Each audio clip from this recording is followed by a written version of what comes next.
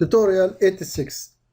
In this tutorial, we're going to take the next constraint, its angle constraint, and from its name, we can make an angle between two edges or surfaces. So let's try to apply on this product. And as we remember, we made an offset constraint in the previous tutorial, and if you come to apply the angle constraint, it's not going to work and it will require you to delete one constraint.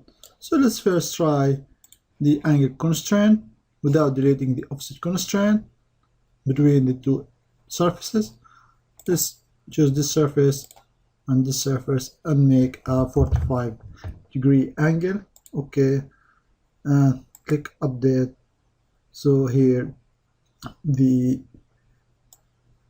dialog asking you to delete one constraint, which is, now let's close this and delete this angle constraint and the offset constraint, and again let's apply the angle constraint, this surface and this surface. Let's make it 45. Okay, and update.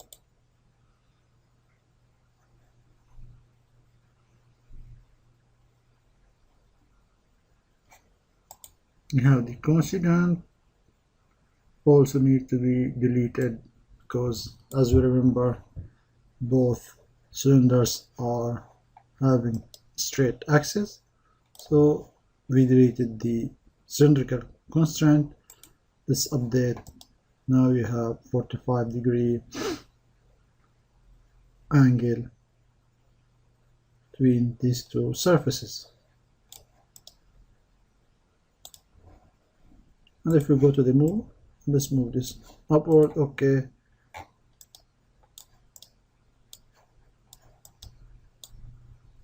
you notice there is no an update option because there is no any constraint to be updated.